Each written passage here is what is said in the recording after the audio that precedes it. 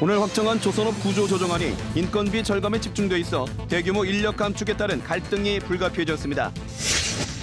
검찰이 대우조선해양 압수수색을 단행해 5조 원이 넘는 손실에 대한 경영진의 책임을 밝힐 수 있을지 관심이 쏠리고 있습니다. 영남권 신공항 입지 선정을 두고 정치권의 개입 등으로 5개 시도 사이의 갈등이 우려할 만한 수준으로 심각해졌습니다. 함안의 공장 주변 마을 주민들이 질병으로 고통받고 있습니다. 환경부는 질병이 오염물질과 관계 있는지 역학조사를 검토하고 있습니다. 안녕하십니까. 이어서 경남 소식입니다. 정부가 오늘 조선업 구조조정안을 확정했는데요. 대형 조선사 자구 계획을 보면 상당 부분이 인건비 절감입니다. 하지만 인력 감축에 대한 내용이 포함돼 있어 노사 간 진통에다 지역 경제 타격이 불가피해 보입니다. 손원혁 기자의 보도입니다. 삼성중공업의 자구안 규모는 1조 4천여억 원, 대우조선해양은 지난해 1조 8천억 원에다 올해 3조 4천억 원을 추가했습니다. 이 자구안 내역들을 살펴봤더니 삼성중공업은 전체 금액 중 9천억 원이 인건비 절감입니다. 3분의 2에 해당합니다.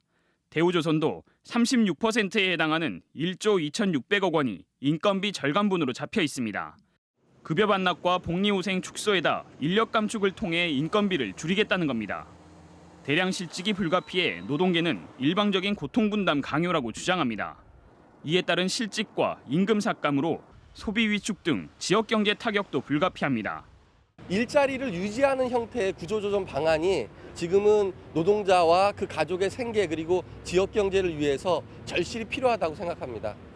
성동조선과 SPP조선 등 중형조선사에 대해서는 채권단 추가 지원이 없다고 못 박았습니다. 스스로 생존하지 못하면 법정 관리로 보낼 수 있다는 것으로 추가 인력 감축이 예상됩니다. 정부는 조선업에 특별 고용지원 업종 지정 등 종합적인 고용지원 대책을 이달 하순까지 마련하겠다고 밝혔습니다. 앞으로 특별 고용 업종이 지정되면 향후 1년간 약 4,700억 정도로 예상을 하고 있습니다.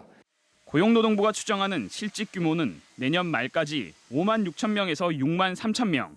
수주 잔량 감소와 구조조정에 따른 대량 실직 사태가 가시화하면서 지역 경제 시름도 깊어지고 있습니다. KBS 뉴스 손원혁입니다. 한국은행 경남본부는 경남적 조선해양산업의 부진 요인과 향후 전망 보고서에서 경남적 조선소 신규 수주가 앞으로 2년 동안 반등하기 어렵다는 분석을 했습니다. 한국은행은 경남의 조선소가 지난 5년 평균 수주 규모인 480만 CGT를 달성하기 위해서는 세계 경제 성장률이 3.6%를 기록하고 국제 유가가 $70 수준으로 상승해야 하지만 현실은 크게 못 미친다고 설명했습니다. 검찰이 분식 회계 등 전임 경영진 비리에 대한 단서를 잡고 대우조선해양을 압수수색했습니다. 지역사회는 책임자 처벌은 환영하지만 회사 정상화에 나쁜 영향을 미치지 않을지 우려도 하고 있습니다. 조미령 기자의 보도입니다. 검찰 부패범죄 특별수사단이 대우조선해양 거제조선소와 서울 본사를 압수수색했습니다. 검찰 수사관 40명은 오늘 오전 8시부터 거제 옥포조선소 회계과와 경영기획과에서 재무 관련 문건과 회계장부, 컴퓨터, 하드디스크를 확보했습니다.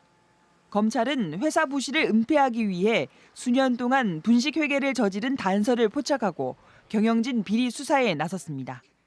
회사 내부에서는 전임 경영진의 부실 경영 등 환부를 도려내야 한다는 공감대는 있지만 경영 정상화에 악영향을 미치지 않을지 우려했습니다. 자칫 지금 책임자 처벌 압수수색이라는 이런 내용들이 이슈화되고 그 이슈화에 묻혀서 정작 중요한 대우조선 정상화와 관련된 향후의 방안들이 묻혀버린다면 그것들은 바람직하지 못하다라는 겁니다. 지역사회는 이번 수사를 통해 경영구조 개선으로 이어질 수 있는 계기가 되길 기대했습니다. 이런 조사의 결과가 선행적인 어떤 경영구조, 제도적 어떤 개편이나 개선할 수 있는 계기로 작용하도록 해야 할 것입니다. 5조 원이 넘는 대우조선의 손실을 놓고 전임 경영진에 대한 책임론이 떠오르는 가운데 분식회계 등 관련된 의혹을 얼마나 밝힐 수 있을지 관심이 모이고 있습니다. KBS 뉴스 조미령입니다. 부산 정치권이 신공항 용역 결과에 불복하겠다는 입장을 시사했습니다. 경남 등 나머지 4개 시도의회는 부산의 반칙 행위에 공동 대응하기로 했습니다. 보도에 김현수 기자입니다. 부산 여야 정치권과 시민단체가 정부의 신공항 용역이 끝까지 불투명하게 진행될 경우 용역 결과에 불복하겠다는 뜻을 강하게 피력했습니다.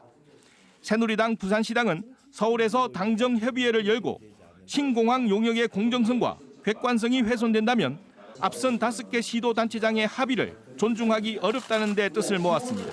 새누리당이 신공항 문제를 제대로 풀지 못한다면 부산에서의 새누리당에 대한 완전한 지지 철회가 있을 것이다. 가덕 신공항 추진 범시민운동본부도 정부가 오는 13일까지 평가 항목별 가중치와 고정장애물 평가 항목 포함 여부를 밝히지 않을 경우 신공항 용역 불복을 선언하겠다고 밝혔습니다. 이에 대해 경남과 대구, 경북, 울산 등 영남권 4개 시도의회가 신공항과 관련한 부산의 반칙 행위에 대해 공동 대응하기로 합의했습니다. 4개 시도의회 의장들은 앞으로 긴밀한 공조 체계를 통해 행동을 같이 하기로 했습니다. 부산공항이고 어떤 그좀 자기들의 공항이지 저희들이 하고자 하는 그런 어떤 관문공항 기능 함께 할 수 있는 그런 공항의 의도가 전혀 아니다.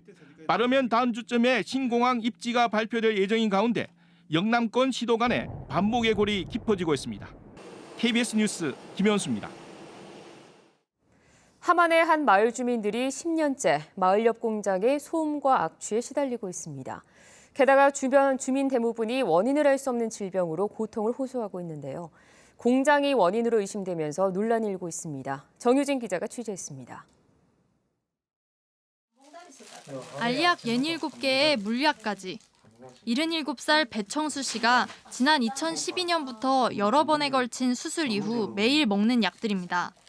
식도암 수술을 하고 뇌수술을 3번 하고 또 2015년도에 눈 수술 약전을 하고.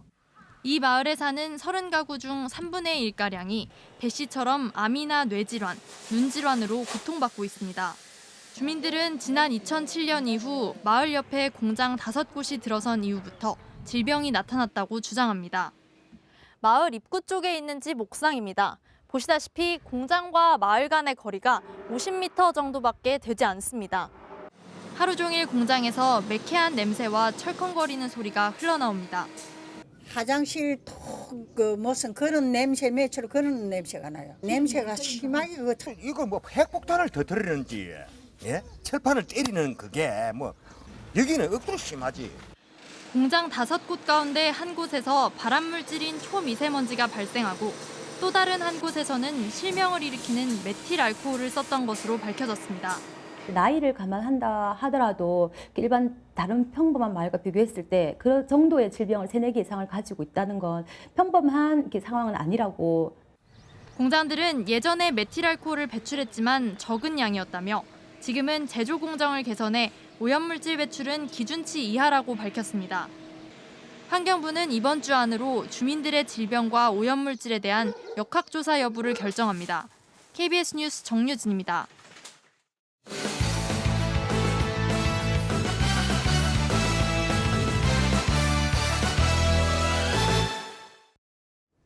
주요 단신입니다. 환경단체들이 지리산 케이블카 설치를 반대하며 환경부에 사업계획 반려를 요구했습니다. 지리산 케이블카 반대 공동행동은 오늘 경남도청에서 기자회견을 열고 경상남도가 추진하는 지리산 케이블카는 환경훼손의 우려가 큰 도선 2개를 연결해 불가능한 사업이라고 주장했습니다. 환경단체들은 경상남도는 사업계획을 철회하고 환경부는 사업계획서를 반려하라고 요청했습니다. 천주교 마산교구 제5대 교구장에 임명된 백이현 콘스탄틴 주교의 서품식과 착좌식이 성직자와 수도자, 신자 등 3천여 명이 참여한 가운데 오늘 창원 마산체육관에서 열렸습니다.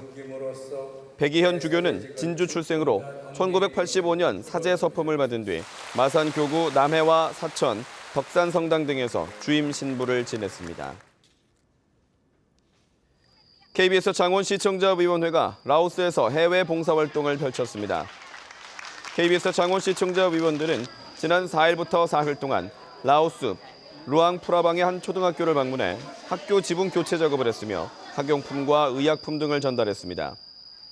이번 봉사활동은 지난해 학교 교실 3개동을 건립해 준 데 이은 2번째로 앞으로 해마다 라오스 봉사활동을 이어가기로 했습니다. 경남교육청은 오늘 창원 컨벤션센터에서 38개 주요 대학의 입학 관계자들을 초청해 경남교육 설명회를 열었습니다.